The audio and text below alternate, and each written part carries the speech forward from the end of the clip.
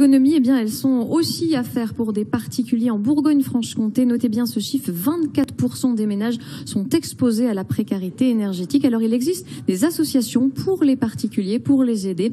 Illustration dans le Jura avec le reportage de Fleur de Boer et Hugues Perry. Dans la maison d'Émilie, la température ne montait pas au-delà de 15 degrés, même en chauffant. Un manque de confort qui l'a placée en situation de précarité énergétique. Pour s'en sortir, elle s'est rapprochée d'une association d'intérêt général pour un diagnostic et des travaux. Donc remplacement des nouvelles fenêtres en PVC.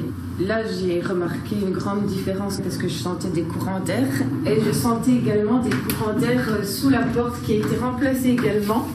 Et je vais voir l'hiver qui arrive pour l'efficacité de l'isolation extérieure.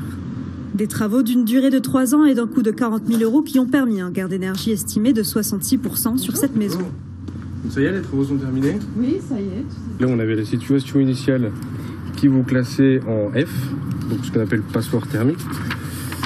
Au terme des travaux, donc le remplacement des menuiseries, l'isolation extérieure des murs et l'isolation du comble, vous arrivez donc dans l'étiquette C. Des étiquettes gagent d'une hausse du confort, mais surtout d'une baisse du montant des factures de chauffage cet hiver. Sur un projet comme celui-là, je pense qu'on peut estimer à peu près 30% de gain par rapport à la situation initiale.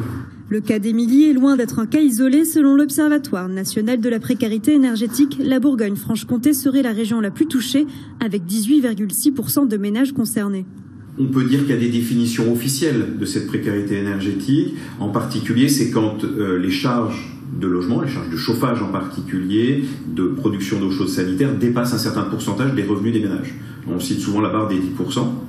Donc ça, si on prend ce critère-là, effectivement, ça explique très facilement qu'on ait de plus en plus de gens qui soient dans la précarité énergétique. Les services de l'association accompagnent annuellement la rénovation de 600 logements dans le département. Dans le Jura, ce sont les personnes âgées et les familles avec enfants qui sont le plus touchées.